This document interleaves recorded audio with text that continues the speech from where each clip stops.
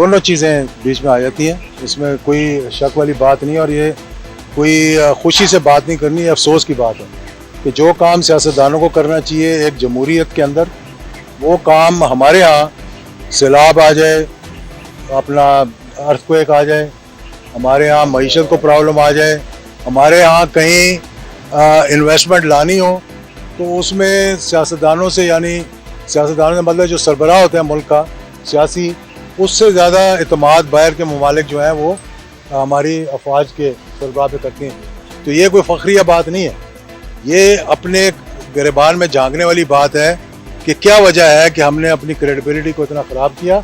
यही बात मैंने की है कि जिसने जो गलतियाँ की हैं, बजाय इसके कि नया बयानिया ढूंढते ढूंढते हम एक की चोंच गुम हो जाए और एक की दुम, नया बयानिया ढूंढते ढूंढते, उससे पहले आप माजरत कर लें, माफ़ी मांग लें, आइंदा के लिए कहें कि हमने एक मुस्बत तरीके से पाकिस्तान को आगे लेके जाए। जाट साहब ये बताइएगा, ये जो माफ़ी का आप कह रहे हैं कि माफ़ी मांग लें, गलतियां पिछली भूल जाए, ये मुतालबा आपका सियासतदानों से है या इस्टेब्लिशमेंट से भी है, उनकी जानिब से भी जो गलतियाँ? दूसरा आपने कहा मुफाहमत सबके दरमियान होनी चाहिए, तो क्या इमरान खान के साथ जेल में कोई मुज़ाकरा चल रहे हैं, कोई ऐसा सिलसिला बन रहा है कि उनको भी ऑन बोर्ड लिया जाए और आइंदा इलेक्शन के लिए कुछ साजगार माहौल पैदा हो? मैं तो कहा हर एक के लिए लेवल प्लेइंग फील्ड होनी चाहिए।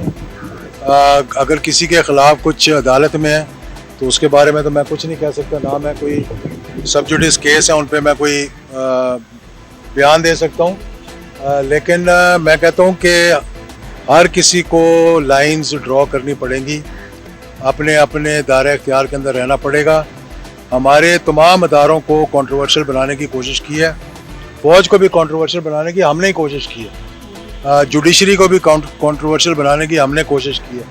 तो कुछ अदारे तो पब्लिक में जाके अपने आप दफा कर सकते हैं, कुछ अदारे उस तरफ पब्लिक में जाके अपना दफा नहीं कर सकते हैं। तो इसलिए सबको अपने अपने दायरे इख्तियार के अंदर रहते हुए मुल्क को आगे लेके। एक आखिरी सवाल कि निगरान वज़ीर आज़म ने ये कहा है कि इमरान खान के बगैर शफाफ इलेक्शन हो सकते हैं। इस पे उन्होंने माफ़ी मांग ली है। जिस दिन उन्होंने ये कहा था, मैंने उसी दिन अपना वीलॉग में ये बल्कि एक प्रोग्राम में मैंने ये बात कह दी थी कि ये उन पर सजता नहीं, ना ये मुनासिब है कि एक निगरान वज़ीर आज़म को बजाय न्यूट्रलिटी के सियासी बयान जो है वो देने शुरू कर दें। निगरानों का काम है सिर्फ इलेक्शंस पे तवज्जो देना और ट्रांसपेरेंट इलेक्शन करवाना।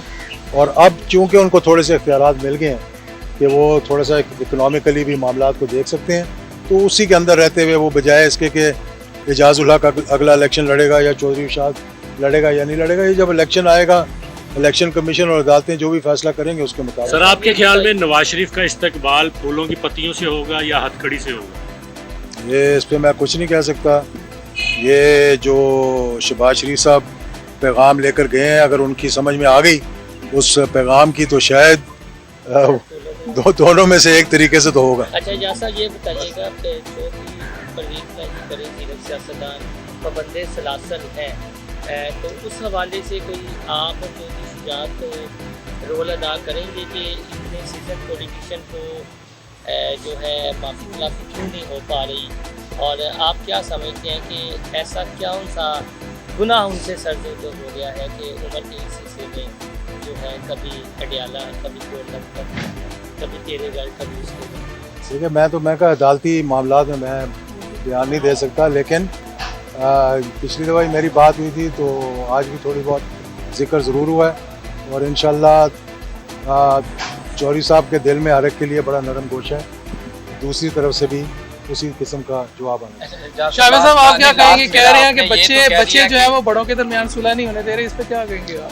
नहीं, बच्चों में बड़ों की बात नहीं है, वो मैं तो समझता हूँ कि बड़ों ने भी शायद फैसला कर लिया हुआ है कि बेहतर है आगे फ्यूचर जनरेशन के लिए भी कि जिस हद तक हालात पहुँच गए हैं, तो बेहतर ये है कि दोनों ख़ानदान जो हैं वो अपनी अपनी अलग-अलग सियासत करें, और बेहतर यही है कि अगर एक ही टेबल पे बैठना है वो तो वेलकम है, मगर जहाँ बात है सियासत की तो बेहतर है कि अपनी पार्टी उनकी अलहदा हो और हमारी पार्टी अलहदा हो।